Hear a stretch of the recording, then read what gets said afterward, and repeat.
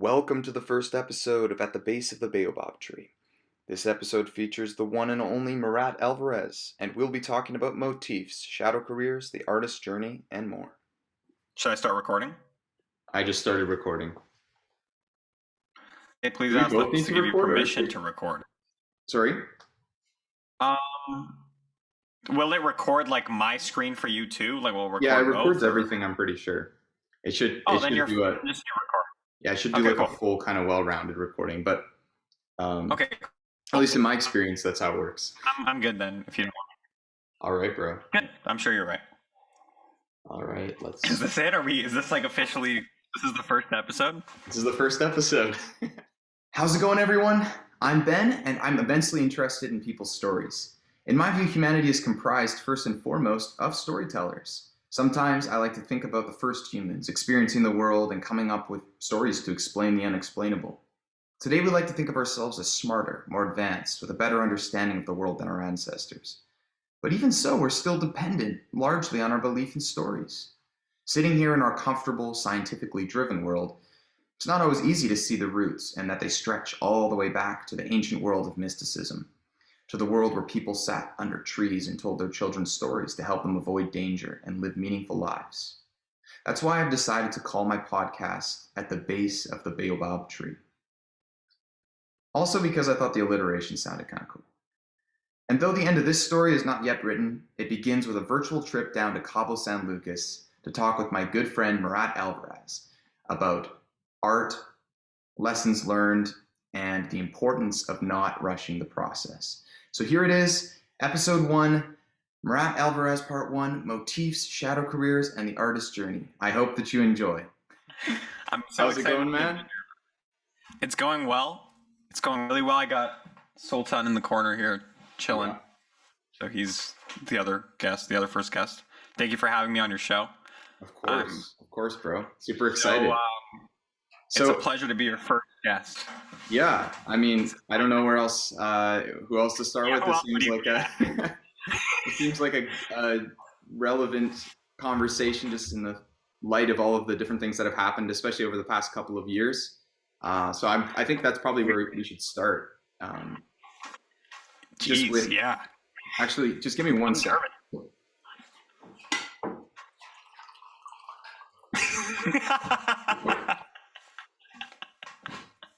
I'm thirsty, man. It took like 45 minutes to figure out the technology.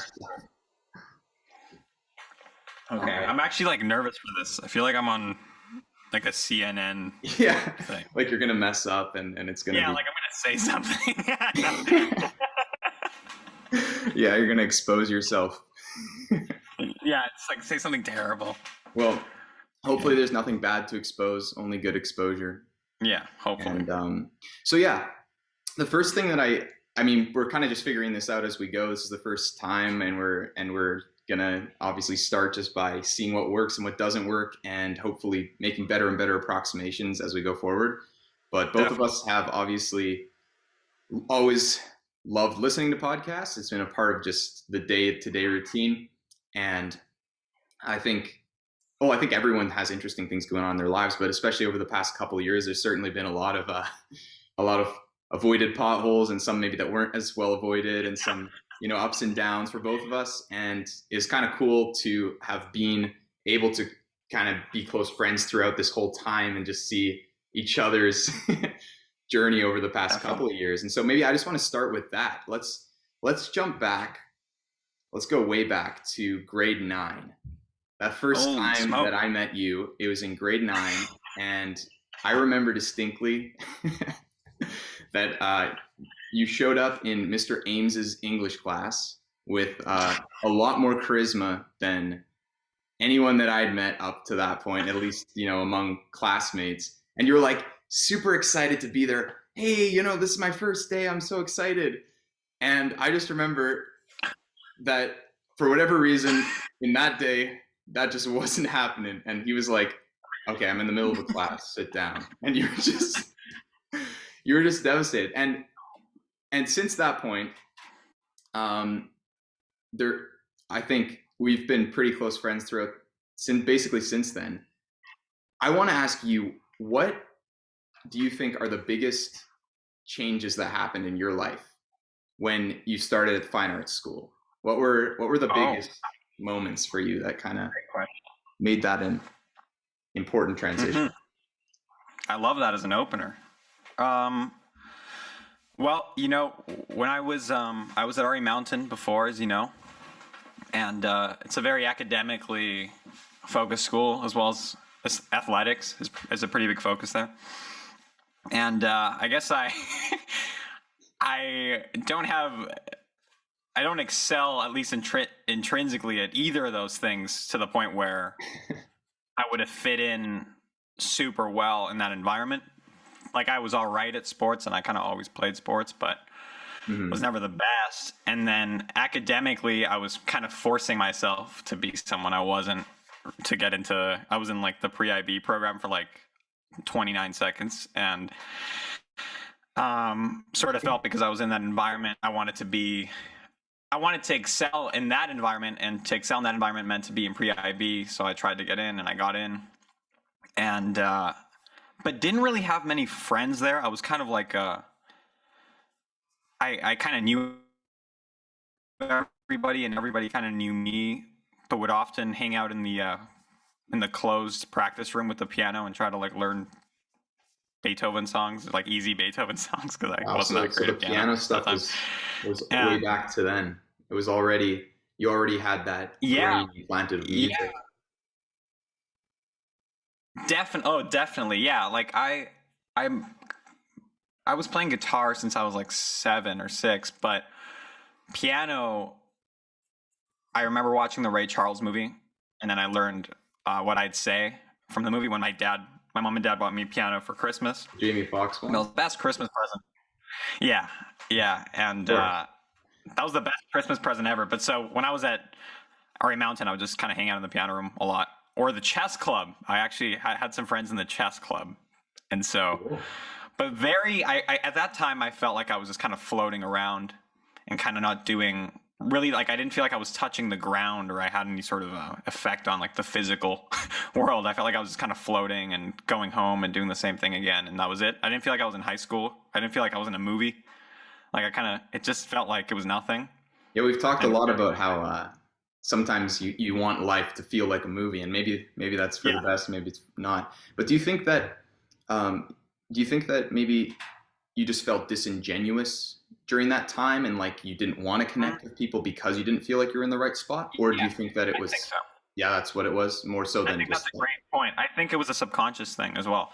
Like, I think part of me probably knew that I wasn't supposed to be there, and probably knew part of me probably knew that I wasn't supposed to be pursuing law, which was my goal at the time. Like, I just wanted to get into finish the IB program there, and then get into like a really good, whatever, pre-law, like, bachelor program. Didn't have to be like related to law, but just a good enough school that would get me into like some sort of really great law school somewhere.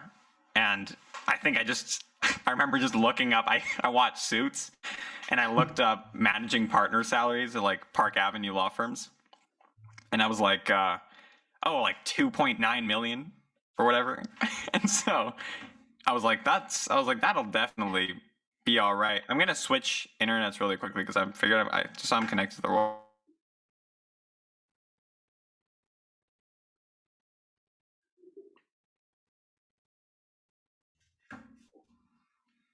Is it good now? It's good now. Okay, yeah. Just that one's more stable. Yeah, so I remember looking up, like, I think they were making like $2.5 million to like $4 million, depending on the firm. I was like, oh, that'll do. And then I just kind of like a shadow career. That motif needs to come back a lot. Yeah, yes. And we'll have to carry that thread, and I'd like to come back to that. Great. A bit later, but something else that you mentioned before, just recently, I think that's pretty important, is just the motivation for why you wanted to do something, and it being mostly, whether it's monetary or otherwise, and not that anything's maybe intrinsically worse than something else, but it wasn't like a passion. It wasn't something that you were doing because you're passionate about the thing itself, but more so about the things that that could provide, if I'm correct. Yeah. Of course. That's really and the interesting. social element of things of like, oh, I'm making all this money, or I'm an attorney, or like people kind of would never judge that plan. People would just be like, that's a solid plan. That sounds sick. You're obviously a smart kid. Yeah. And it's like caring about what other people's opinions are about you. Yeah. So when you moved to fine arts the following year, do you think that changed how you thought about things immediately, or was it a gradual thing, or like what was your process of coming to terms with the fact that maybe it was a bit of a shadow career that you were thinking about? Well, I'll tell you what. It wasn't really until grade 11 that I realized I wasn't going to do that. Because I remember even still in grade 11 going, yeah, but like I'll get a law degree and then we'll see what's up after or whatever. Like that was still like, you can ask Christian, because I remember Christian was like, you got to join a recording studio class. And I was like, dude, like, first of all, by the time I even get to recording, like, I'm going to just pay someone to do it because I'll be like studying. Like, it was just I was like, why, bro? I was like, we got to go get a law degree and just like call it a day. I don't know. I just remember saying that to him. I was like, why would I even join recording class? And now we're like at I'm at the studio, but yeah, and you're thinking of going into a recording program, so it's pretty much a 180 from that. I remember, we talked about this too, because I remember I wanted to go into medicine just because of similar reasons, and so I think that it's a very common thing. I don't think we're alone at all. No, I think it's an age-related thing, and maybe also, I don't know. I think there's something about achievement that just really, really rings with, like, especially with guys. Like, I think at that age, like in high school, they always just kind of want to, achieve something, and it's about how it looks optically. Yeah, and obviously, like, we have proof. Like, what does it look like on paper? It's like, did you get your law degree? Are you making, 300 grand? It's like you think of your life as a kind of bullet point thing of all these achievements that you have. And once you have a bunch, then you can try something that you like. And I think it's a temperamental thing too, like, but I do think it's also when you're in a peer group, and unfortunately, if all your friends are also talking that way, it's very easy to fall into that trap of needing that, as a justification for whatever you're doing. And it can kind of be like a bouncing off effect from your friends too. Like maybe one kid started it and then the other person kind of projects it back, and then it becomes a bigger thing than it even should have become. Because like I can kind of start with the idea of like, we should get a law degree because then we can do this. And then the other kid starts kind of bouncing off that same mentality to you, and then it just perpetuates. Like it just kind of gets bigger than it should have been because you're all bouncing off each other. Yeah. You know what I mean? That's a really interesting idea. I think that's true. Like it can start small, but then the more you bounce it off kind of each other, it just gets bigger. I don't know. Yeah. So jumping ahead a little bit, you mentioned in grade 11 that you were kind of starting to realize that maybe I should mention. I should you're get changing back to your view on things a little bit. So the reason I brought up that example with our friend Christian was because I remember that vividly. And then I also remember very vividly when the universities came, whatever like that's called, like the fair or whatever. I don't know what it is, but we all try to forget that, Well, where they come and like present whatever makes their university better than the other ones and why you should go there. And I remember going to like every stand and going like, I'm going to do law, and talking to every person. I was like super serious about it. And for some reason, I don't know if it was a 2-day thing or a 1-day thing, but I remember, this is really weird, but I remember being in the library at Fine Arts, and I think it was UVic, or it was a school doing a presentation. And I was like, I had my notes and stuff, and I was like just as serious as all these other kids about it. And I remember kids kept asking questions, like really specific questions about different careers. And like, if I do this, then can I transfer into this program after? And like, it was like super specific. And I was like, they were talking about like fields they could work in if they graduated with certain degrees. Yeah. And I was like starting to get like that. Yeah. Immediately started throwing me off. I was like, it's like, oh yeah, like, and then if I graduate this, I'll like work in a lab or something. And I was like, I imagined myself like immediately like just in an office, like 80 hours a week, like these kids were talking about. And I remember in that moment, like something snapped. Like it was the weirdest thing because I walked into that library feeling pretty differently. And obviously it was built up from subconscious things that I was picking up, I'm sure. But I remember something snapped. And I think I either got up and left or I just stopped listening. Or I want to say for the sake of the story that I got up and like left. But I don't remember. Let's go with that. That sounds pretty safe. I think so did that feel like did that feel like a revelation to you at the moment, or did it feel just like more of a fear-based thing? You're like, I'm afraid of this. Like it's aversive. It was both. I was really scared of becoming like one of these. No offense to anybody that was there, but I just was scared of becoming like that and being like so excited about that life. And I also feel like it was like an uncovered truth that had been kind of bubbling underneath somewhere. Probably for quite a while, if we're harkening back to the solo Murat in the practice rooms in grade 8 at Mountain or whatever, right? Yeah. I was like, I don't want to wait till I have a steady job to do what I want to do, and like I just don't want to do that, So it was just. I don't know. I don't remember what changed and what it was that caused it. I just remember in the library and walking out and going like, I really don't want to study law. Like, I really don't want to do it. And then I never thought about it seriously ever again after that moment, which is so weird. That's really interesting. I think just drawing that strain and connecting it to something maybe a little bit further. So in the present day, we already know that you've more or less decided that you're going to be an artist, regardless of what, the costs or what time it takes. And, there might be ways that you could make more money. There might be ways that you could seem sicker, and you have to leave your ego at the door a lot in order to really, really accept that. But was grade 11 Murat leaving his ego at the door with that decision? No. Or like, what did that look like? How did you move from, not wanting to be a lawyer anymore? Did you jump straight to, I want to be a musician, I know what I want to do? Or was there a period of kind of different things that you tried in that interim? I remember thinking at that time, I remember coming home. Well, home was my homestay family at that time.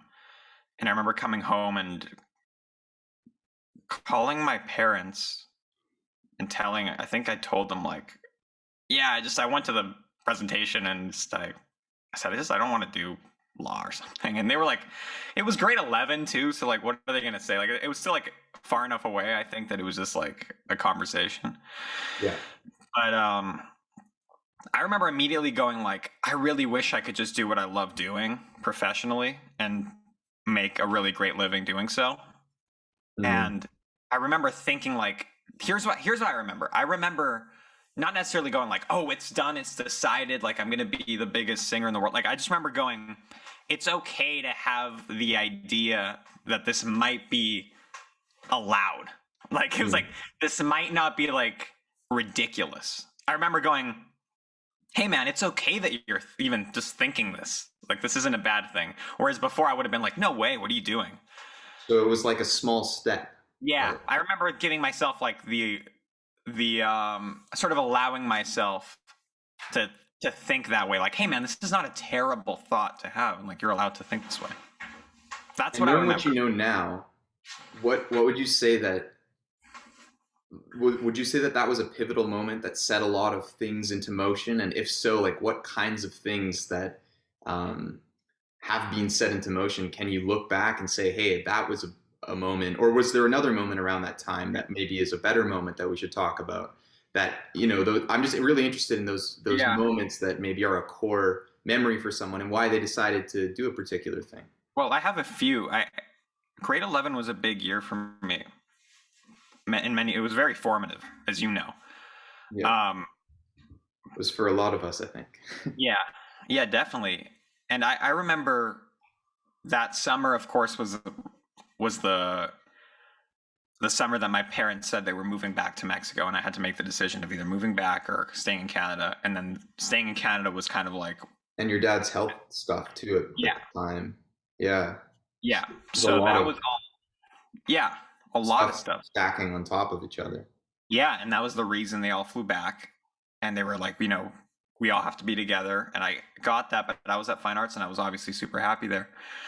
And I said, well, what would it look like? We were at my grandma's house, and I said, what would it look like if I just had to stay at the school, like in Canada, and I just don't move back with you guys? And they were like, well, you know, you'd probably have to just live with a family or whatever, and you know, we'd have to just find somebody, and you can rent a room and be kind of on your own in a way. And I was like, oh, that's a big step for a grade 11 kid to make, yeah. right? Yeah, and I know you've heard this story from me a few times, but I should say, for the sake of the pod, that I remember leaving the apartment, and there was a park nearby, and I said, well, I told him, like, give me like an hour or so. And I went for a walk around the park, and I just said, oh, it's funny because I remember that summer thinking like I'd want to do art or something. But even though like it was a weird thing, because I know it took me like another few months to come to the realization that like I wasn't going to go to law school. But I remember going like, well, I want to do like film and art eventually, is like what I knew for sure. Like eventually at some point I knew I was going to break in, right? Which has always been my thing. Like, oh, well, eventually. And it's funny how that often seems to be the motif. The first step is recognizing one day I'll do that. Yeah. And so I knew that. I remember knowing that summer, because I had also been listening to Graceland by Paul Simon for the first time, the whole record. Oh. And I thought, oh, if he can write these kinds of stories, then I said, I can. This seems kind of like my style of writing, like at that time.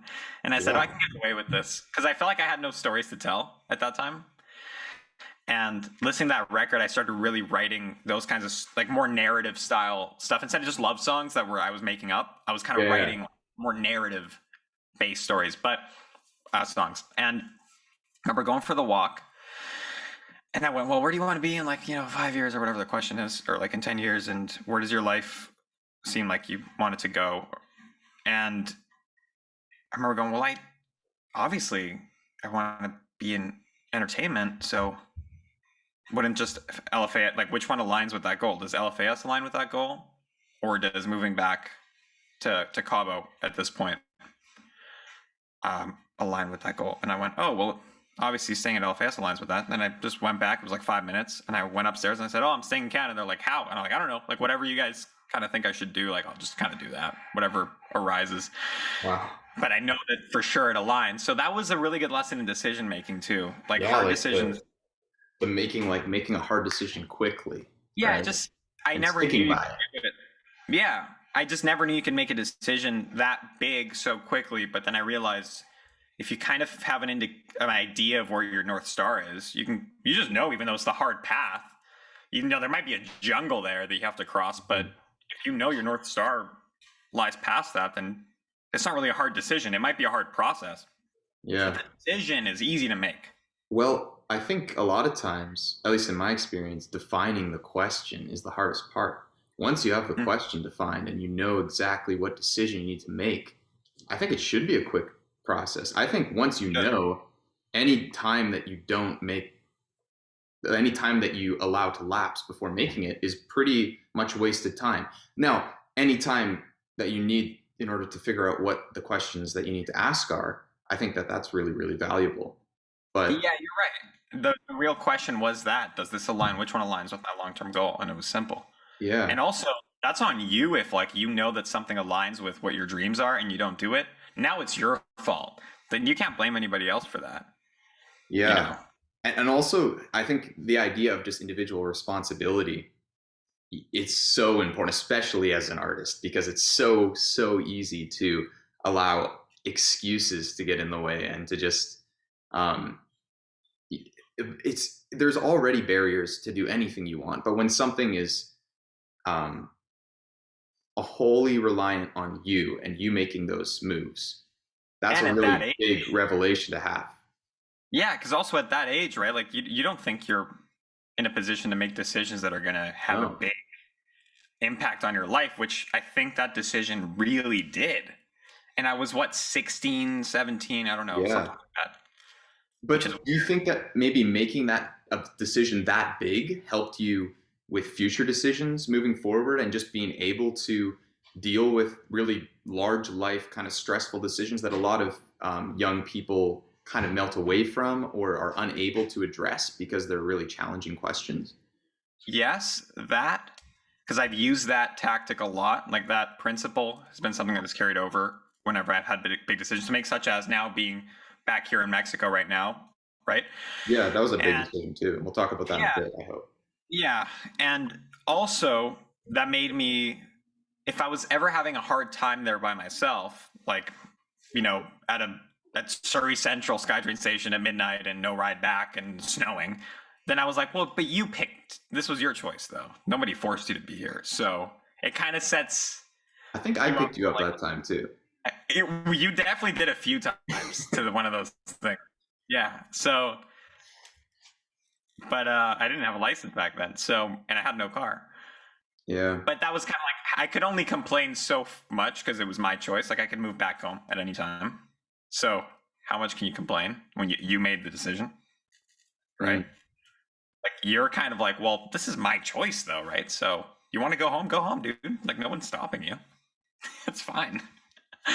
Which is kind of like life in general. Like, you're kind of choosing your own thing. Yeah. I mean, if you hate your school and you hate your program, then why are you in it? Just do something else.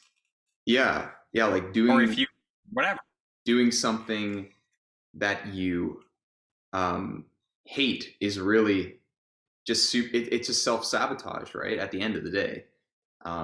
Yeah. And I think that was one of the hardest years of my life, but I still didn't come back because I made the decision. I thought it was, you know, so also like it's, which speaks a lot to your strength of character, that you made the decision and you're like, just solely because I made this decision. It's not like it would have been hard to move back. In fact, all of the variables would have made it the easier decision to make at any time. Super. But you had one thing saying, hey, we made this decision and we're going to stick with it. And I think that's really interesting. And also, I wanted to be there for the most part. Yeah. I mean, like, it's a pretty crazy school, right? Really, really good program. And yeah, well, that was the only reason I was there. If I wasn't going to LFAS, I would have just come back to Mexico easy. But, yeah, you know, my school life was everything to me. And then the stuff sort of outside of that was more difficult, but the school made it easy to bear for the most part. So it was worth it because I made the decision and I was happy to be there overall. That's really interesting. I want to bring back to one point that you mentioned earlier, to just stray away from the kind of chronological story. We'll get back to what happened kind of in grade 12. Tim Ferriss does this all the time. So sorry? If Tim Ferriss does it, you can get away with it, surely. The chronological. Awesome. Yeah. I don't know if I'm anywhere near Tim Ferriss in terms of interviewer ability, but you're doing great, bro. What's the question? Yeah, but I just wanted to pull back to a strain that you mentioned earlier, Paul Simon, and how he was a huge influence on you. What do you think, as someone who is starting now to release music and to make choices looking forward on your career as a musician, how do you think that him especially, but other musicians that had a very strong motif, and there's a few that I can think of that, you know, like Simon and Garfunkel's a great start. We would play a lot of songs in school, and Elvis for you as well is a big one. How do you think those people influence your desire to make a musical impact in the future? Well, I know for songwriting, when I got really serious about it, because I was always writing melodies and I was making up these lyrics that were, I don't know if I'd call them disingenuous, but sort of based on nothing. Like, songs I wrote didn't mean that much to me back then, because it was just like I started writing when I was like in grade 5 or something, really writing with a notebook and like singing it to people. But the songs meant nothing. And I remember kind of always having like these arrangements in my head and having all these songs, but lyrically I was really unfulfilled up until really grade 11. And that summer going into grade 11, I heard Graceland and the specific song Graceland. I was like, how can you write a song like this? Because I remember telling my dad, like, I have all these melodies, but I hate these lyrics. Like, I was writing like stories that meant nothing to me. And I remember telling my dad that. And then I heard Graceland, and I was like, this guy's talking about driving to Elvis's house, and this is a great song. Like, I'm like, how can you do that? Like, I didn't know you could do that. Yeah. It's almost like in terms of like being an artist, you kind of look for like, sometimes you look for permission to do things when you're starting out, when you're young. Yeah. And I kind of feel that permission. sure. Yeah, I kind of needed like someone like Paul Simon's permission to be like, if you feel like you don't even know why you want to drive to Graceland in Memphis, Tennessee, but you want to drive there, and you want to take a road trip, and that's the song, then you can do that, and it's going to be a great song. I was like so excited. I was like, hey, really? Wow. That's and really not that it was the first song, yeah, that like you could write like that. Like I'd obviously heard songs like that, but it just for some reason at this time in my life, this song really showed me. I was like, it was like a teacher. It was like a certain. It comes around at the right time, and I remember like, you can just write about a road trip and you don't know. And I remember him saying like, I didn't even know why I wanted to go to Graceland. I just wanted to go. I was like, oh, cool. This just gives me like the ultimate freedom to write about anything. That's really interesting in light of the songs that you're writing. I mean, the world hasn't yet experienced it, but the songs that you're writing now, at least from my perspective, they're very much not beholden to a genre or to a style or to a specific type of storytelling. And obviously you have your own narrative voice, as everyone has, and I think that's really important to acknowledge. But I think that it's pretty interesting how you're acknowledging that, Paul Simon especially, just being able to write about whatever he wanted to. It's interesting because I can see the influence of that and the reflection of that kind of motif in your life as well with some of the songs that you've written. Yeah. And I remember the first song I wrote after that was obviously one that probably no one's going to hear ever, but you remember Social Media Superstars. And that was just me writing about that kind of an thing. honest song. Like, whatever I want. Yes. Yeah. And it was like the first time I wrote something that kind of like had no barrier. I didn't tell myself no. It was like, you want to write about like how you want to be famous, like you want to have a ton of followers on social media, but you just don't. Like, that's kind of cool. And I just did it. And it was fun. It was like a pretty good song. Like, all right. So it's got a good melody for like grade 11. yeah, fair. But that was had I not written that song, who knows, right? But like, I remember that just not telling myself no, like not saying I've never tell myself no. Oh, you can't write about that. That's interesting. Yeah, I think that hopefully in the world we're coming to a better, acknowledgement of that fact that there's a ton of different voices and there's a ton of different ways to tell stories. And I think obviously looking back at people like Paul Simon, it's easy to see like they were really breaking out of the mold. It was hard to do. And especially today the barrier is so much lower than it ever has been. And it's really interesting. It's really interesting that we obviously draw influence, especially with what you're talking about, from a lot of people in a very different era. But yet you have your own kind of struggle as an artist that you need to face in this era. So in a world where the entrance fee is fairly low in order to get in as an artist, what do you feel are the biggest barriers? What a great question. What a fantastic question. Wow. Yeah, that's a great question, man. Dang. Well, we know a few of the things, but I'll start with the obvious that you and I know has to be talked about in this podcast. But in light of Stephen Pressfield's book, which I'm halfway done right now, resistance and fear, I think, is still the biggest what's a good way to say it? It's like people said there was when they said like, oh, there's no one like at the like there's like a gatekeeper. Yeah. Now they say like, oh, there's no gatekeeper, like there's no A&R that you have to talk to get your music released. Like you can just release it. But like the real gatekeeper is yourself. You know, like Yeah. you're the real gatekeeper. Like it's not Fox or like Universal Studios or freaking if you want to be an actor or a casting director. Like it's those gatekeepers are not as unforgiving as you are, I think. And I think there's a lot of truth to that. Yeah. yeah, fear of rejection, fear of mediocrity. That's an interesting one.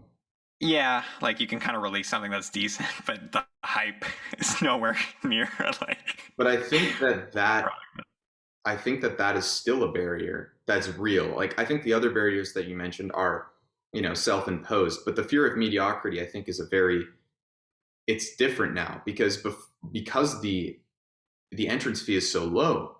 It's very easy to put out something that is not super good. Yeah. And you hear it all I the think time.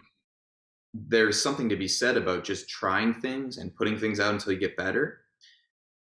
What that does when a lot of people do that is it floods the market with mediocrity, and then you have to push even harder to make something really special that really pops, that really draws people's attention. And I think that's probably where you're coming from too, is like, I could join the flood and just throw stuff out, or I have to make something really, really good. And maybe that's another one of the inhibitors.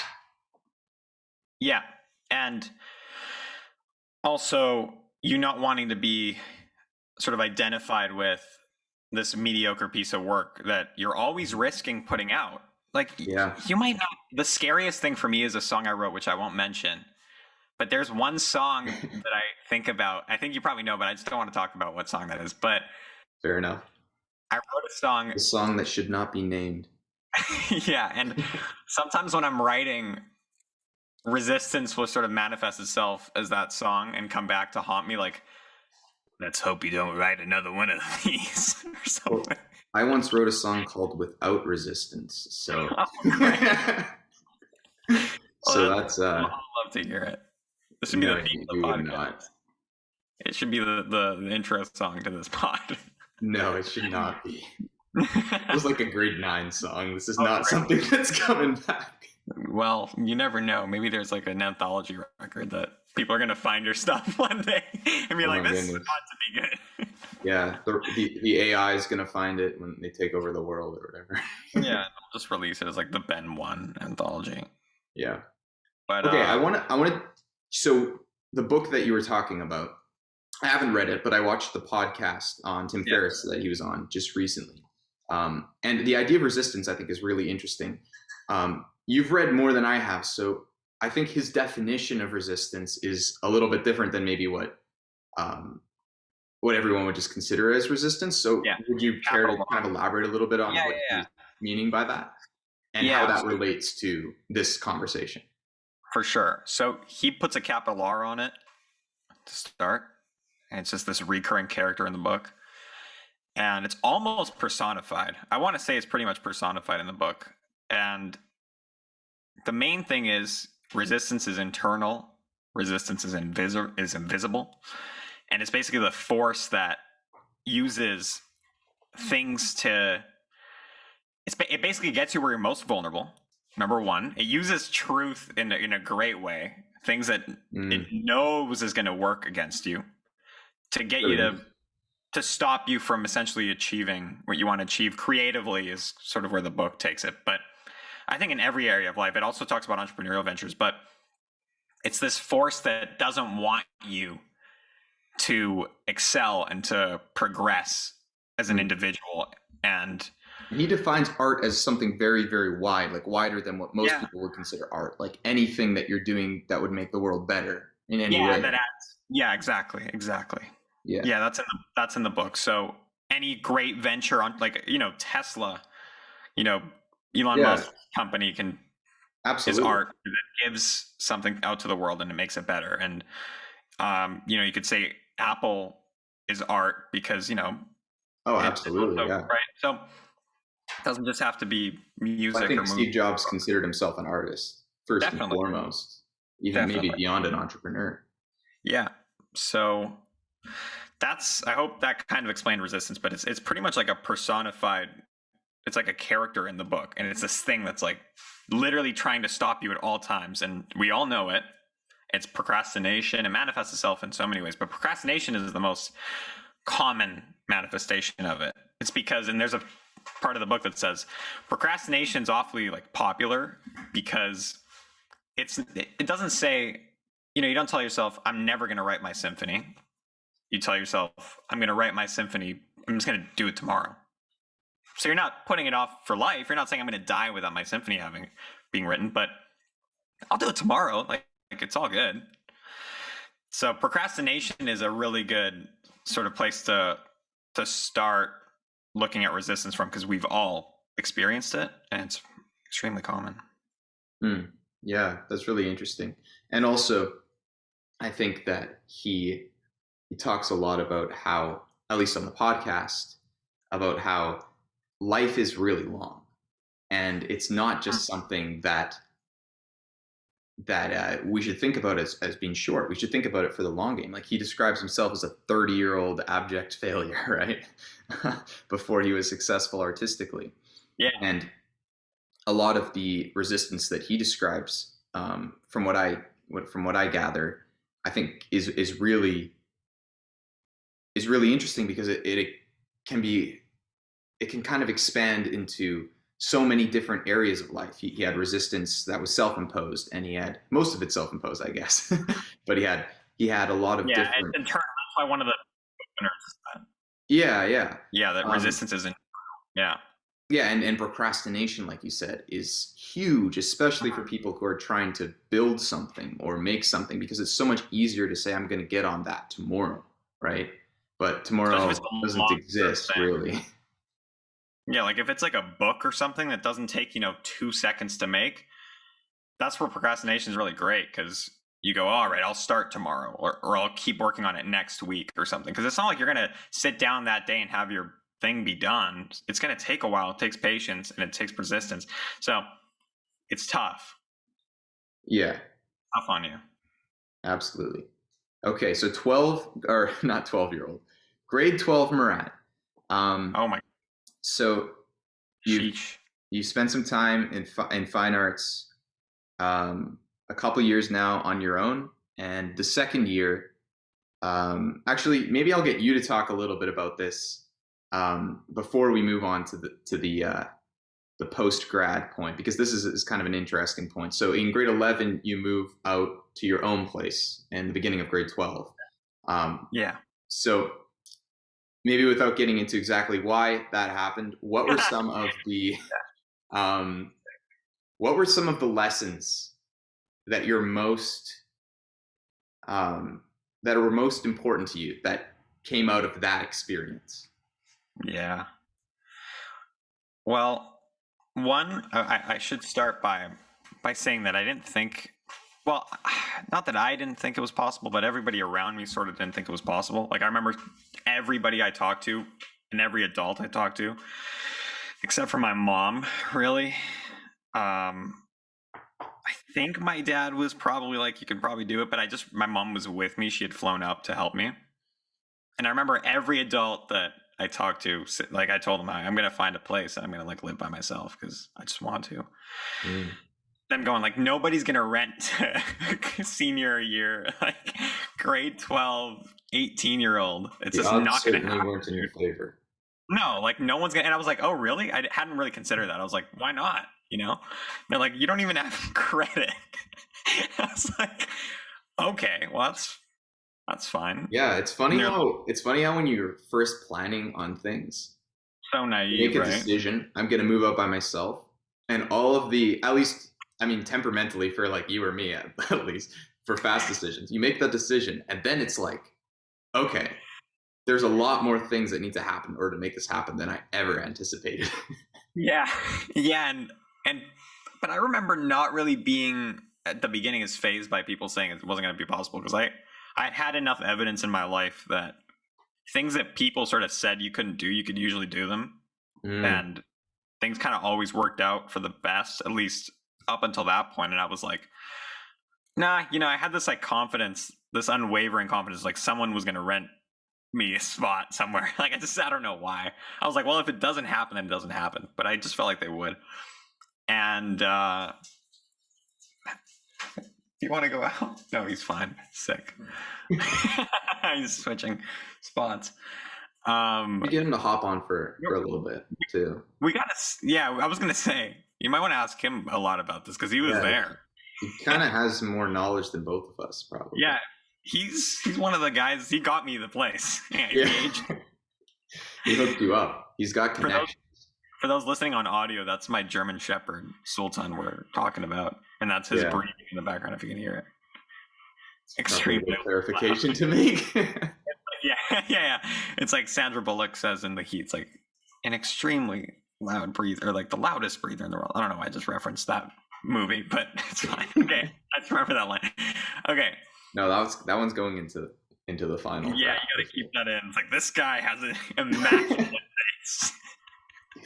It's like no one should ever let him talk again. This guy deserves to be absolutely freaking The Heat references. Come on. Come on, that's such a gender normative movie. What are you doing? Somehow something's wrong with that movie. Okay. Yeah, so I somehow figured out I checked on, I guess it was Kijiji and stuff, and found a suite, and it was like a ground level suite. And I was like, okay, well this will do. It was like it's like underground.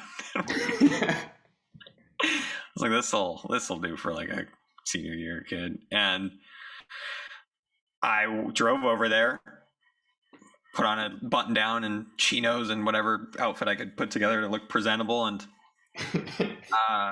had a really professional sort of email back and forth with him, and showed up.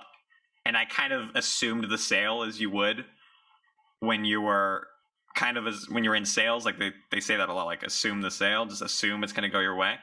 And so I walked in like I was the one that was going to make the decision almost of whether or not I wanted to be there. Not like an arrogant way, but I was kind of like, so like in a situation where you really have very little chance of getting something, you're flipping it on its head and just saying like, all right, it wasn't like the pick me kid. I was just kind of like being really, we were kind of on the same level here. Like as if someone with like a line of credit. You had no bargaining chip. So the only bargaining chip you could use is whatever you give personally in interaction, right? Yeah. And I had no leverage, but I just pretended like, hey, like you'd be lucky to have me just as I'd be lucky to have, this place. Like it wasn't like I'm better than you or you're better than me. It was just like, even.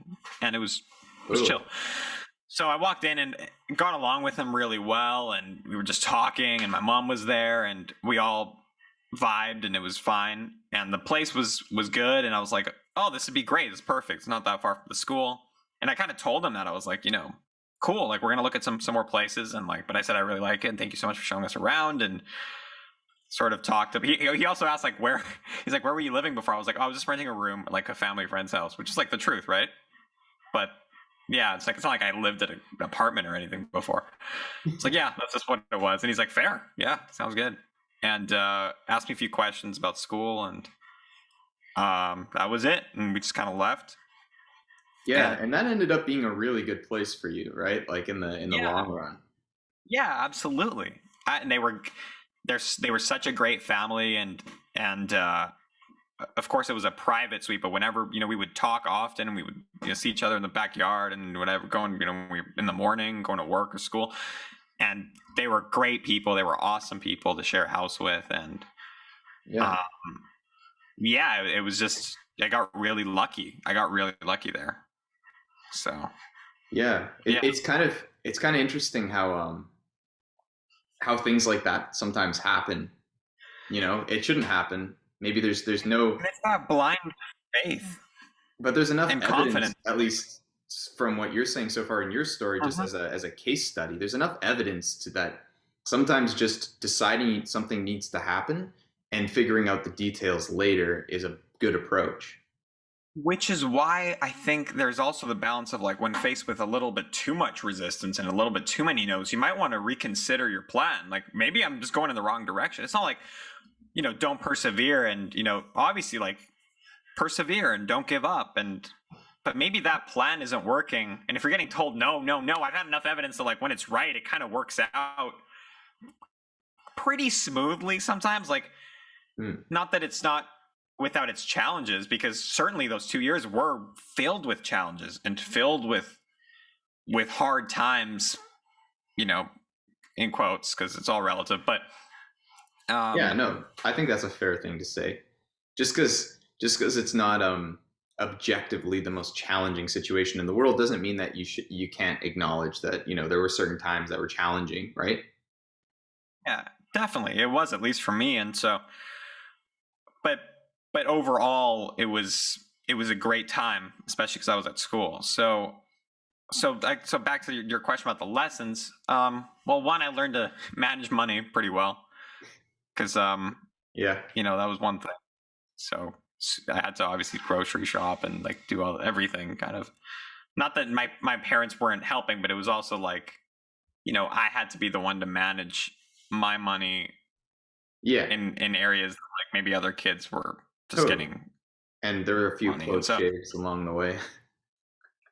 There were a lot, yeah. Which, like, I'm so open to talk about, because I don't care. I think that's the truth, right? Like, there were a lot of close calls there. Like, there was one. I mean, you know, the supermarket. There was one time I went to the supermarket and like did not have money to pay for it. So yeah, that's a big moment, and yeah, I remember it vividly. And I think, and calling my parents for money, you know, wire me up some funds so I can get my bologna sandwich. Yeah, like I had to call my mom, like super upset, and I was like, this did not work out this week or something. And you know, they sent out, they're like, yeah, like what's the bill? I was like, oh, it's this much. And it just e-transfer me, whatever the grocery store final was. But yeah, there were like things like that, which once that happens, you kind of don't want that to ever happen again. Yeah. And that's, you know, mostly on you for perhaps not managing it well enough, I think. Totally. So moments are like a big thing in your experience. Yeah. And I want to talk about a couple moments. I know there's the moment when you were working at Virgin and you ran into that lady at I think it was the Maple Ridge one. Yeah. Why don't we start there? Because kind of drawing from the theme of that sometimes things happen that aren't necessarily immediately explainable, and that sometimes you just have to trust that things will kind of work out. And it might be a delusional form of optimism, but I think if anything maybe can be gleaned from this story or some of these stories is that maybe being delusional and having optimism is actually the better way to go about it, as opposed to, you know, maybe the correct cynicism. I think that's the worst thing. But let's start with that moment at the Willowbrook and see where we go. Great. Yeah. So actually, wait 1 second. I'm just gonna grab my charger. But dude, I'm gonna grab water if we're gonna grab a charger, because I'm kind of thirsty again. Okay, I'll grab water. Click. Okay. We're back. All right. You're recording, right? Still? Sorry? You're still recording, right? I'm just checking. Yeah. Okay, cool. I didn't stop recording. I just kept it going. Yeah, then it's with my phone as well. Absolutely. All right. So let's just get back. I'll re-ask the question. There was a woman that you ran into in Virgin when you were working there, and that was a particularly important moment. So I think I just want to go back to that motif and see. I should stop saying motif so much. It's a great word. It is a good word, but you know, too much of a good thing, right? The metaphorical resonances of. Okay, so the Virgin moment. Let's start with that moment and then try to see where that goes. Yes. So to give some context, when I graduated, I was trying really hard to scale a video production / like content agency sort of catering to real estate agents and brokerages. But I needed obviously funding of some sort, at least for my own lifestyle in the meantime, because I was doing a lot of free stuff for agents. And so couldn't kind of afford to do both. So I applied for a sales job at Virgin Mobile because I'd heard that a lot of great entrepreneurs and salespeople had sold phones. So I figured, oh, this ought to be interesting. You should briefly explain your getting of the job, because that's a pretty, like, don't go off on it too much, but that's a pretty sick story. Mm-hmm. Yeah. Another one of those things where they're like, they were not really hiring kids my age, and then the other, like, there were a few, not at my location, but mostly needed like some sort of retail experience and some sort of tech, like in the tech space, like maybe Best Buy or whatever it was. And I had zero. Not only did I have zero job experience other than like bussing tables for like 2 seconds, and I mean, obviously I had the film and TV stuff, but I don't know if they really would care about that all that much. And sort of went, well, there's another kind of example of like, well, I think this would be the most fun thing right now, other than like starting this video production project. So I really would like to get this job. This would be really fun. And I've heard like great entrepreneurs and salespeople that started selling phones, and I was like, well, I think this would be a good experience. And retail always seemed like something you might want to try if you wanted to learn about dealing with people and stuff. So I was like, okay, I really want this for some reason. It was one of those things where like I just really wanted it. Like, I don't know why, which kind of seems to be another thing that I do, is like I'll get obsessed with something for a second. I was like, okay, well, I'll do this video production thing, but like I really want this job. This is the only job I want, and if I'm going to work at someplace, I just want to do this. And I don't know why, but well, you know why. So yeah. So I applied, and obviously had like a very small resume in terms of professional experience, and applied anyway. And I forgot what the application process was online, but I remember the second part was they called you for a phone interview, and you had to sell them one of the like surprise questions. Well, it was like you had to sell them something over the phone, like pitch them. Elvis pen kind of idea. Yeah. They were like, tell us about a product that you bought recently that you're in love with, and why should I get that product? Or tell us about why it was relevant to you. Cool. And so I sold them my iMac, and talked about production and videos and stuff. I was like, yeah, and I went off on that and passed that. And then they asked me a few other questions. And why do you want this job? And I talked about Richard Branson. I was like, well, it just seems sick to be like, I said, I love Richard Branson's story, and gosh, it's just such an inspiring company. And it was like, I wasn't joking. I thought it was super inspiring. And I figured, I'd rather work there than, I won't mention any other carriers, but I was like, this seems cool, because I admire this entrepreneur so much that like I'd love to work for his company, see how his culture is, and this sounds awesome. And so I went off about that, and then they called me and they said, well, you got an interview with the manager. Sat down with the manager and kind of told him like, hey, I've never, like, he asked me about work. I was like, I've never really done anything in retail or really a job before, and said but I told him, I was like, but I can kill this. I was like, I know I can kill this for you. And I said, I think I'm really great with people, and I think I love sales, and I really want to learn. I said, I'm mostly here to learn, so I think I'll be a great asset to your team. And he trusted me, and he was like, I agree, and hired me. He's like, listen, you don't have like any experience like ever with anything, like having a job and stuff, but hey man, like I'm down. I kind of went off also about entrepreneurial ventures I'd pursued in high school. Yeah.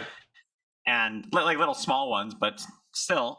And so it's really the confidence and the self-motivation, like the proof of, hey, I've done this not because, I had to, but because I was interested in it, and just showing that you self-actualized and did something that really got you that job at the end of the day. I wasn't like this kid that like, just because I needed a job, treated it as like a thing I needed. Yeah, I was really excited about it, because I chose something that I thought would be, I made myself excited about it. At the end of the day, it was working at the mall at a freaking cell phone store. It's nothing to be excited about if you just look at it objectively from any person's point of view. But I was hyped. I was like, this will be awesome. Like, I'll get to do sales. Like, weekly and like learn about people and how to close deal. Like I'm like, that sounds awesome. Like you were gonna pay me for that. Like I kind of made myself enthusiastic and excited about it, which is also a great asset.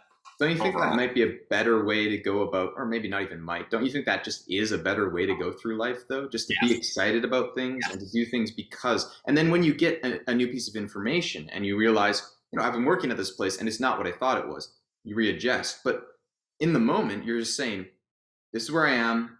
This really interests me. So I can choose to just stay here, or I can actively try to move forward to this thing. And it's kind of the fail forward idea. Maybe what you go into isn't the right thing, but at least you're working on something bigger and more interesting. And something you're excited about in the moment. Like I always say, like, all you can really do is do what makes you excited and inspires you and seems like the right choice in that moment. Like you can't overthink that. You can't overthink that place you're at right now, because that's the place that you're at. You're like, this is how I feel about it. Like, or, I like this girl, or I love this idea, or like, I want to go to this school. Like, all you have is how you feel in that moment. Don't feel like, is she going to break your heart, or are you going to fail that school, or you're going to hate this part? It doesn't matter. All you have is how you feel. So you might as well go off of that, because what else are you going to go off of? Yeah, I think that's really sage. So needless to say, you start off really excited about it. That's great. Yeah. And reality hits. Yeah. And it's not everything that you thought it would be, at least after a little bit. Yeah. So you're in a place when you're, I think it's fair to say, not really that enthused about your job anymore, and you're looking for other kind of greener pastures or whatever in that strain. And so and during this time, you had a couple of experiences that were maybe as formative as your Paul Simon experience, or your going to the, whatever you call it, university exchange experience. And so the first, would you just want to walk through both those experiences just in order, and maybe we can see after that? Yeah. So they were two. So at that time, I had been pursuing this video production idea and this sort of entrepreneurial venture, had made some money. So I was both making money at the job, and now I was making some money from this venture, and actually had more money than I'd ever had at that point, because I was just, everything I was doing was just to make money, like both at work at the mall and then outside of the mall. And it was, and I was kind of reinvesting everything back into the project. And I had flown to Toronto to pursue that, to kind of learn more about that venture and hang out with kind of people that were doing similar things, and was really uninspired by it all. I'd met kids that just mirrored the way I was at the time, and it scared me, because seeing yourself in a mirror is often kind of shocking when it's not true to who you are on the inside, right? So I was kind of like, oh shoot, this is so me. Like, these kids that I'm like judging right now are just me, and that's why these kids suck to me. Like, not because I met a lot of kids that were like entrepreneurs, and like, we both know that's not the case. And so you're seeing certain elements of yourself that maybe you're not so proud of reflecting. 100%. If something pisses you off enough, it's probably because you're just mad at yourself about it, because you have it. And I was so upset, and I flew to Toronto, and I was like, oh man, like, I'm so like, it was another one of those moments where I was like, I'm so not aligned with like the inner kid in me, and like the real Murat that like is literally getting lost. Like, he's out somewhere else right now. Like, I don't even know where he is. And I felt bad. Like, I just felt like so dishonest and so not like myself. Like, I'd lost, like, it was kind of like you had lost your shadow, or like you had lost like something. I don't know. It was weird. Like, I just didn't even know where that kid was. The Peter Pan reference. Yeah. I had to throw that in. But sometimes it just feels like and it's Peter Pan, right? And when that's the Jordan Peterson reference for those listening. So I had felt really bad, and then I'd flown back to Vancouver after some time in Toronto, trying to do this business thing. Figured out, I was like, oh, I'm doing the wrong thing again. I wasn't in school as well. I was just doing this thing exclusively for the money again, because I was like, oh, this will be great. I can scale this to like this much money a month, and then I can do music, and then I can focus on what I really want to do. Then into the lawyer trap again. You thought you had escaped it, but really it's the same thing. It's a wolf in sheep's clothing kind of idea. Yeah, same. It's just a manifestation of the same thing, just different look. And you know, I caught myself again in a way, but not fully. And I remember being at work, and this lady in a wheelchair. I was feeling miserable, by the way. This was a very miserable time for me. And one day I went into work, and it was late, and it wasn't busy at all. No one was there. It was just me and my friend Jay, and we were working, and I was in the back room, either taking a break or just whatever. I don't remember, but I was not out front.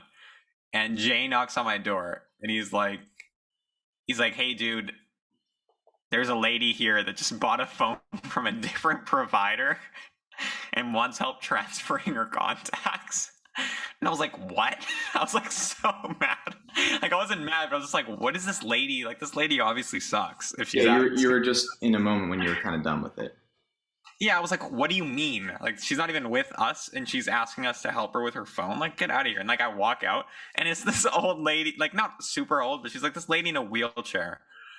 And just like the most charismatic lady I've ever met. And she goes, hey, I just got this phone from these guys, and like, it's just been a mess. Can you guys help me? And we weren't busy. And so I went, yeah, sure. Like, what was I even thinking? Like, why would I ever, what kind of reaction was that off the bat, you know? Which is kind of interesting too, because it just shows that how you react to something before you've actually seen the situation is often very different than what happens as soon as you see it.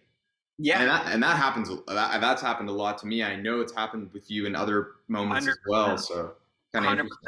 And so I stepped outside, and I was still a little bit annoyed. Like, I remember being like, okay, I'm obviously going to do this for her, but I remember being annoyed still, because I was just wanting to chill in the back or whatever, do whatever I was doing. And I'm like, yeah, for sure. And I kind of see her phone, and we both kind of start helping her with it. And she goes, so when did you guys realize, like, this is where her charm starts really coming out. She goes, when did you guys realize this was like your big thing? Like, when you guys were gifted, like at this, like you guys had a gift. And I was like, what do you mean? She's like, when did you guys realize you were like great with like phones and stuff? And it's like obviously being sarcastic, I think. And I was like, what? She goes, this is like your thing, right? This is what you do. And I was like, no. I'm like, this is not what I do. This is not me. And she's like, I know. She's like, so what is, she's like, what's your thing? This is not me. And I said, yeah. I was like, don't ever say that. It sucks. And she's like, no, what do you do? Like, what's your thing? Like, tell me, who are you guys? Like, tell me about yourself. And I said, well, and then I went right into like the thing. I was like, well, I'm scaling this company, and like, I'm trying to get it to this much. I went into that whole thing, what I was doing business wise. I was like, this is like my part-time job, but like in reality, I'm actually scaling this business pretty aggressively. And it's gonna. And you picked the wrong person to like brag at. Absolutely, which I was gonna find out in a second. I said, so that's what I'm doing. She's like, what is the business? I said, well, it's pretty much marketing. It's content creation, kind of catered at, the real estate industry, and, build narratives and sort of push brands out, like whatever, brand awareness stuff. And she goes, interesting. She goes, why are you marketing other people? Why are you making content for other people? Why are you marketing other people? I said, what do you mean? Because they're paying me to do so. She goes, yeah, but why other people though? And I was like, I don't understand your question. Like, they're giving me money. I make content for them. It builds their brand and it helps their business. Simple. And she's like, no, but you're marketable though, right? I was like, what do you mean I'm marketable? She's like, you're marketing other people's brands, but you don't realize like you should be marketing yourself for what you want to do. And you're not doing it.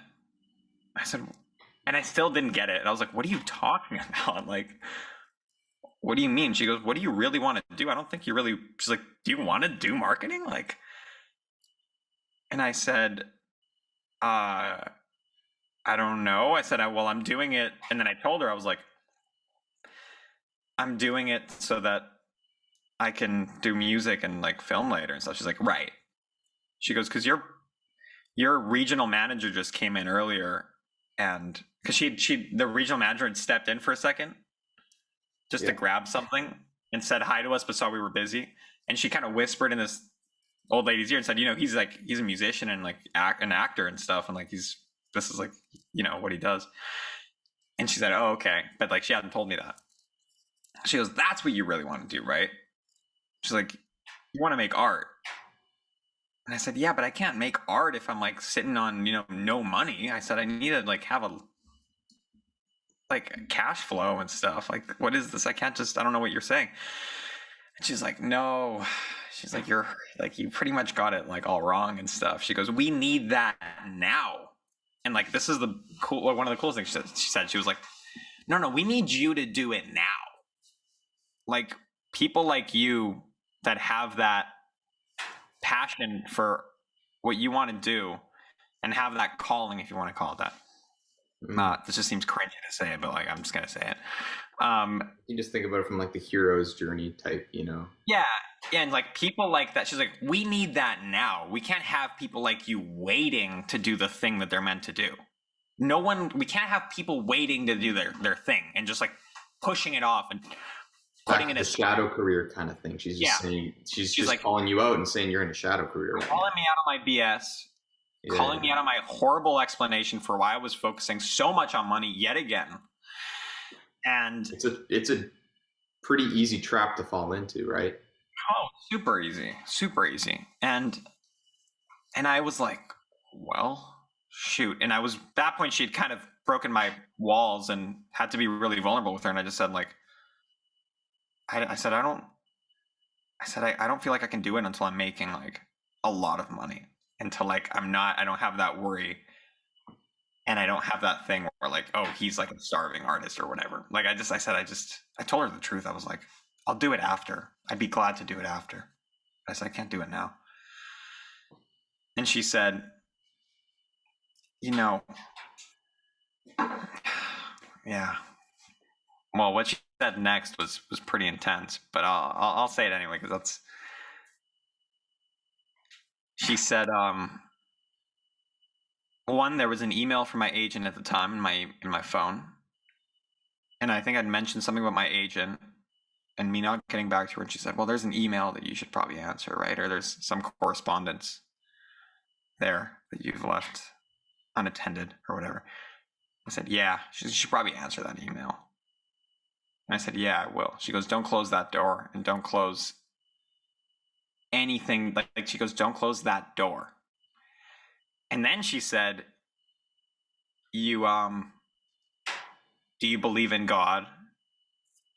And I just didn't know what to say. And she said, you act like you don't, but you do. And like, and wow. For the sake of like people listening, call it whatever you want. But I think it can also be taken as, do you believe in something bigger than yourself? And do you believe that there's some sort of higher order or higher plan? And life isn't just this random thing that happens to you. And you believe that you're not alone, right? Like, it can be taken in so many ways. Yeah. I took it as what she said, because she was a very religious person, and she had beaten cancer. Like, we should mention that. She had freaking beaten cancer. Wow. Like a really aggressive type of cancer. This came after I talked. Like, she talked about me, but then we talked about her.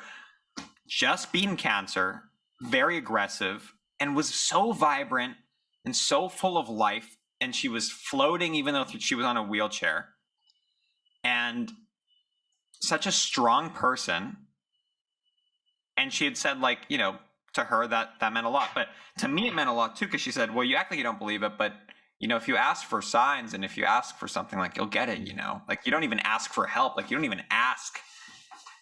And it was almost it's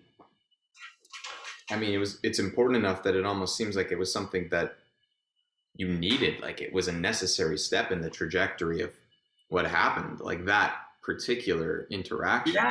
In And terms of changing your mind. And I've always been weird about like religion and spirituality and stuff, and have had times where I was like so pragmatic and like so just about like what you see is what you get. And so at the time, that was a big shock to me. And it maybe hit me also just like one thing that really that situation seems to elucidate is just that you can't hide. It's a lot easier to just to be cynical and to be pragmatic, but sometimes there's things you can't explain. And I think it's twofold. It's really important to acknowledge that you're young. We're all young. Everyone doesn't know everything, and so there's a lot of room to listen to other people's opinions, even if it's something maybe they have a particular religion and you have a different religion, or they have a certain thought on some type of political issue and you have a different thought. I think it's really important to listen to people. Especially when your current situation, like your current way of thinking and your current paradigm is not working. Yeah. So it's like, it's nice when you go, well, I'm doing well and why would I listen to you? But obviously I wasn't really thinking of anything bigger than myself at that time. And well, that wasn't working. And I'm not saying it, I'm not like, and I want to make sure like this doesn't sound like everybody listening has to believe in some sort of higher order. Like, I'm not saying that. Just for me at the time, it was like such a departure from what I'd been thinking. And she said, go out and ask like the universe, or ask the, whatever you want to call it, for a sign, and you'll get it. And I said, well, I might as well. I might as well. I mean, everything sucks. So like, and there's a certain degree of humility you have to have, I think, to just acknowledge that sometimes some people say things maybe that hit you a little bit over the head. And maybe it's as simple as they're right and you were wrong. But maybe it's not that. Maybe it's just that was what you needed to hear at that time, right? Yeah. But I think regardless of what happened, it's just super clear that her coming into that store at that moment, there was a purpose for that happening, right? 100%. And it's kind of hard to get around that idea. I mean, even if it was coincidental, there's still a purpose, because it was a cause to an effect, right? And that's a purpose. Exactly. So, yeah, exactly. And I should say that to Jay, my friend, good friend of mine, whom was working with me at the time, it was just as impactful for him in his own story. And I remember her just telling him, I mean, he can obviously save the personal part of it, but her telling him very personal things and very direct observations about who he was, and for his own privacy and his own ability to share it at some point. I won't say what those things were, but then she did say, it's like your mother says, Jay, and then whatever nickname or whatever line his mother gives him when he's acting a certain way or something. And that was one of the most shocking parts of the night. And I'm pretty sure he was tearing up and like cried and had to leave the store. And he goes, I'm sorry, like he excused himself and left. Wow. And he goes, how did you know that? How did you know that? And she goes, that's what she says, right? And I was like, no way. Like, because I was still on like, there's nothing bigger than, what we see. I was like, there's no way that just happened, right? And he just like stepped out. First of all, at that time, Jay was like the hardest dude. He was like so not emotional, and like he was so different than the way you know him. Yeah. And he'd stepped out and like, I don't know if I think I saw him tearing up. He'd have to clarify, but he stepped out for a few minutes, and I said, "What? How did you know that?" And she just kept reaffirming that it wasn't her that knew it, and it was, she was there to like communicate some sort of message or idea. It was like such a weird, like, I hate that, like, I sound like this on a podcast, and I'm saying this because it's so like meta and it's such a weird story, but it's like what happened though. Like I don't know how else to say it. Like that's exactly what happened. And how did she know? I don't know how she knew. And how did she know that I was like not doing what I love doing? I don't know. I just don't know. But she called us both out on our own individual BS. And I was so grateful, and I'm eternally grateful to her to this day. And told us her story, which was a deeply inspiring story. And I remember she left me with, ask for help. Like, just go ask. Like, just ask life or the universe or God or whatever you want to call it for help. And I went, yeah, I will. Like, geez, this sucks. Like, I will. It's going to happen for sure. And I did. And I was at what happened after, which is the second anecdote that kind of pairs with one. I was at White Rock with our friend Christian. And at this time, my vision board was full of sort of luxury items and money and very heartless goals, pretty much. And this is after the experience. So it had kind of hit you over the head. Something you can't ignore. You don't really know what to make of it.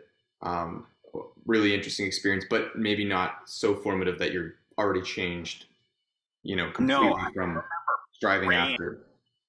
I remember listening to her advice and going like, well, if there is something out there, I would love some guidance or something. Yeah.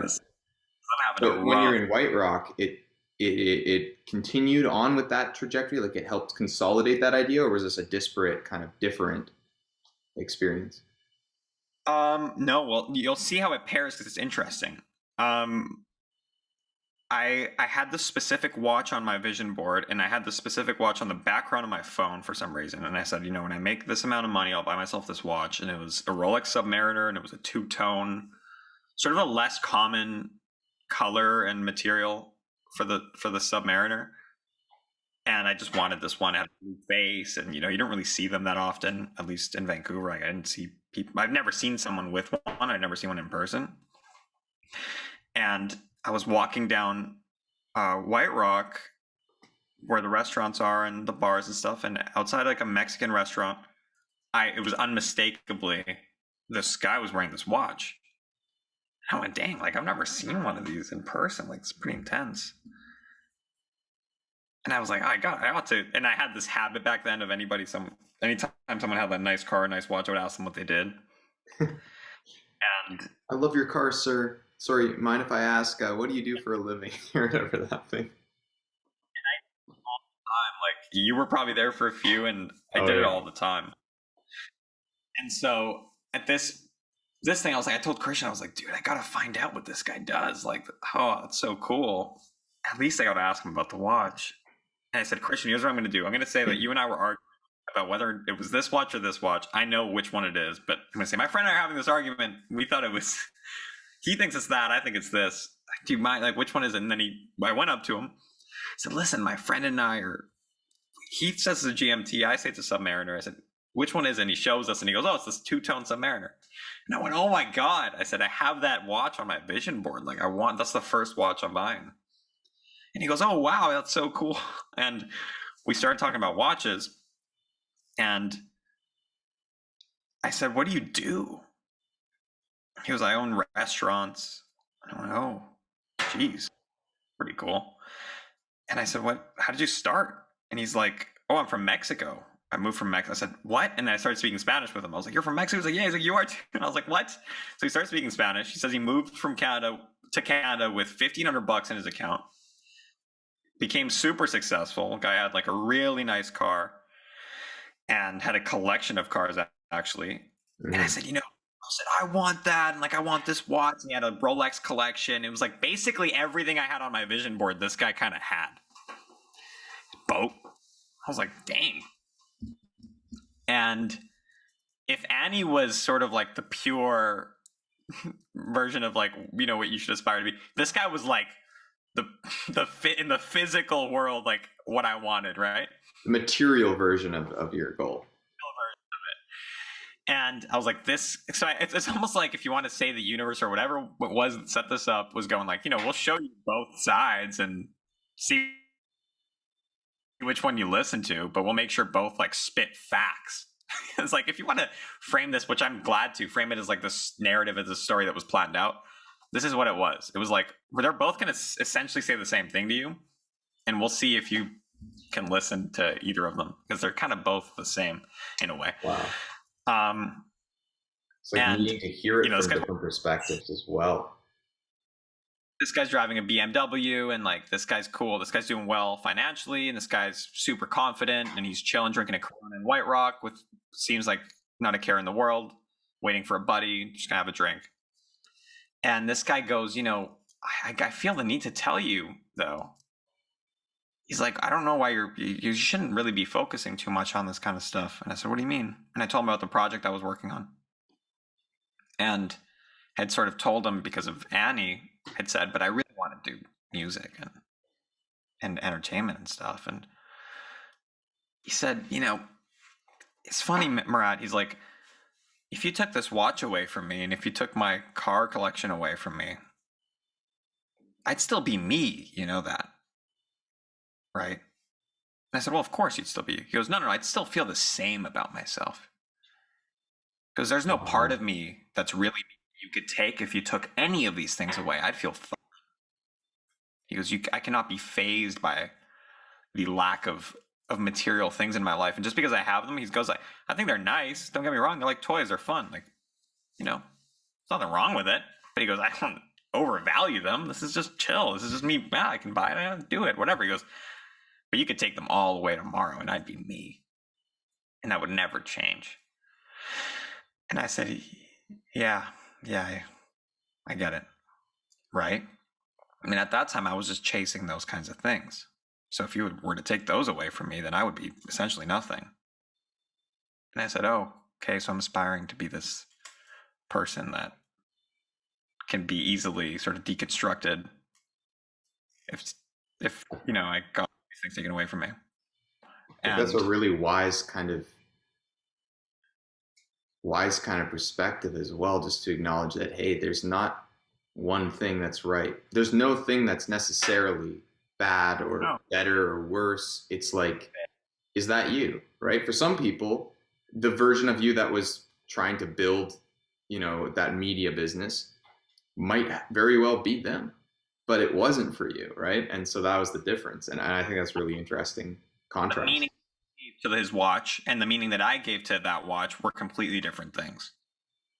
It was the same watch, but to me it meant I was cool and I was successful and I was better than you, and I achieved things and I had disposable. Like, to him, it just was a watch that he bought because he liked the watch and he liked the color, and he had a watch collection because it was fun. Like, I did not care, and I know to people listening are like, sure, you didn't care if we had $100,000 watch collection. No, the guy didn't care. Like, I'm telling you, I met the guy, and the guy was sick regardless. Like, this guy did not need his BMW in front to feel cool. This guy was awesome. And he said one last thing. He gave me some advice on how he got to where he was, because he was relatively young and he was very successful. And obviously had investments as well. Like, he had his main cash flow source of restaurants and invested it extremely well. Gave me his card. Said, if you ever need anything, call me. And he also said, things to watch out for. So he said he didn't really party at all. He wasn't out chasing girls at clubs like his friends were, and sort of gave me that side of that advice, which you hear often, and I think there's a balance to that as well. But he said, this is what I did, and you can forget about this. You can forget about drugs and alcohol and partying and do that stuff. Like, he goes, really be careful, because all my friends were out there messing around and I was working, and I got to where I am today, which is fair. Again, balance to everything. Says that, and he goes, and one more thing. And his buddy showed up, and his buddy was just as cool as him, introduces us to his friends. I'm my friend Murat and Christian. Hey, he goes, nice to meet you. And they were just both chilling, he goes, orders a Corona too. And they're both having a beer. And then he goes, this is one of the best pieces of advice I've ever gotten. This is me saying this right now. One of the best pieces of advice I've ever gotten. And he says, don't rush the process. because you'll compromise your vision. And that was it. I understood everything. Once he said that, the Annie thing made sense. That made sense. Everything I'd been doing made sense. Everything I'd been doing wrong made sense. Don't compromise your vision. Don't rush the process because you'll compromise your vision. That's it. That's the only line. If you wanted to end if this was those two people were a book, and you were gonna just end the book with one line to summarize everything, that would be the line. Don't rush the story, don't rush the process, because you'll compromise your real vision, who you really want to be, what you really want to do. That was it. Wow. I got it. As soon as he said that, I think I had it. Like, I said, I get it. And he goes, have a great day. And he goes, if you ever need anything, call me. He goes, thank you so much for coming up. And I said, thank you so much he was talking to us for like 25 minutes while his friend showed up. And he gave me his card, like I said, and he goes, if you ever need anything, reach out, call me. Like, wow. Because I think he just saw himself in me, and it was amazing. And I went home that day and I really thought about it, and I journaled about it. And I went, oh, that's what I'm trying to do. I'm trying to get to this place of recognition and respect and admiration a little bit too quickly, because I crave it so much.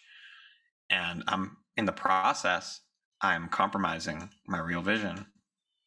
And like everyone in the world, it's a circuitous route that you take in order to arrive where you knew you need to be all along, right? Exactly. Even back in grade 8, it was already like you knew something maybe intuitively, and it takes a while to translate that from an intuitive knowledge to a more kind of cognitive knowledge, and to just really apply it practically in your life. Yeah. That's sweet. Like, those lessons will come back and kind of punch you in the head again if you start ignoring them, Yeah, and that lesson's also a really, really interesting thing right now, because right now you're kind of in a place too where it's like, hey, we're not rushing the process, and we're allowing things to happen in their own time. And there's variables you can't control, there's variables you can control, but at the same time, you need to balance those two, and you need to be able to make sure that you're telling stories the way they need to be told in whatever medium of art that you're using, right?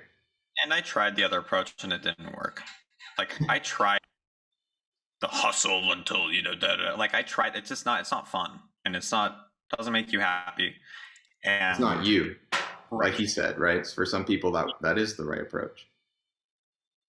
Yeah, and I think anytime you're trying to rush something, it's not going to work. I just don't think it works. It doesn't seem like a solid foundation for a plan to be set forth. Like, it just doesn't make sense. And I wanted it so quickly, and I wanted it big, and I wanted it now, and I wanted everybody to be like, he's so cool and he's so sick, and like, I just really wanted it. It was more for other people. I just wanted other people to be like, he's doing well, he's killing it in whatever fashion. It didn't matter, clearly. Yeah. Right. Just kind of scary. And you have to get to a point where, at least for you had to get to a point where you just left all that BS at the door, and you're saying, hey, I know what it is. Now I've identified the question. It took me a long time to figure out what the question was. Once I've identified it, you have to make a snap judgment. And you decided that, you're not going to compromise on the vision by rushing it. Yeah. At that moment, changed. Dude, I think that's a great place to leave it. We'll talk another time about how, how things are going now, but not rushing the process, and just how we got to how you got to where, I mean, there's still some elements of the story, especially since moving back to Mexico and working on the music that will be out soon. Yes, everyone should listen to, of course. Dude, actually, for real this time, very soon. For real this time. For realsies.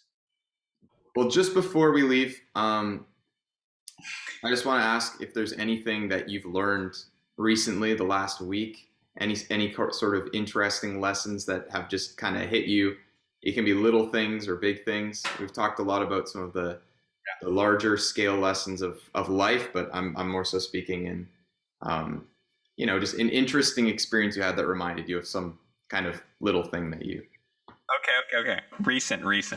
Yeah. Give me. Always cut this thinking part if I take like a few. I'm gonna say this. I'm not gonna overthink this. I'm gonna say, and this is a weird, kind of seems obvious, but I always thought, and I feel like I'm in a place where this actually makes sense to me now, and I know I've said this before, but this really makes sense to me now. I'm at a spot now where, at least before, I always thought that you needed to be like some sort of martyr for your goals and had to have these huge sacrifices and really suffer through the process to get to somewhere that was worthwhile. Okay. And somewhere that was like, it gave you a result that was more than just whatever the average person got, because that meant you were doing something that someone else wasn't willing to do. And I think now I disregarded happiness day to day and the enjoyment of day to day life way too much. And almost to the point where I think if I kept going, I would have lost a lot. I would have lost many years of my life and would have therefore lost a huge percentage of what it means to be here on this planet, just living. Yeah. I think I could have really regretted that. And I think at 21, I was still kind of young enough to be like, okay, this is some BS. And yeah. So I think very recently, I've told myself, oh, you can like be happy before you're a billionaire, or like, not that I need to be a billionaire. I'm saying like, whatever your goals are, whoever's like, or before you're a mother, or like freaking own a horse. Yeah, that you can enjoy the little moments in between. It doesn't have to be about a bunch of series of massive experiences. That's not what your life is. Enjoy it. Should you enjoy it? Can you? But you're really, really going to regret not doing so. Like, you're really going to miss out on life. And that is scary enough as it is. Yeah. And the fact that I was doing that and always looking for the next big thing is really scary. And I feel like now I'm a lot happier, and I'm enjoying little things like playing music with friends here and jamming at like, the country club, like I told you I was doing, and like, taking my dog out for a walk, like, or being with my family, like friends, and just being in the studio here, trying songs out and like working. Like, I'm not so much just going like, I can't wait till Interscope freaking Records calls and like signs me to this deal. Like I'm super down, but like, I'm not like putting off my happiness until that happens. And it's been a great lesson. So that's an amazing lesson. Yeah. And a great place to leave off for today. All right, everyone. Mr. Kajalu, signing off. Thank you for everyone who tuned in. This is the first podcast. We'll see where this goes, and hopefully we'll be able to have Murat back to talk about the remainder of the artist's journey and what that looks like and some of the lessons learned along the way. All right, I'm Ben. I want to say Ben, interviewer and is a host of this podcast before we drop off. Great job. Okay, we can end it now. I had to say that. Thank you so much for tuning in. I hope that you enjoyed the first episode of At the Base of the Baobab Tree, hosted by me, Benjamin Luke, and featuring my good friend Murat Alverez, who we'll definitely have back. Episode 2 will be coming soon, so if you got any value out of this, please follow me wherever you get your podcasts. Have a good one.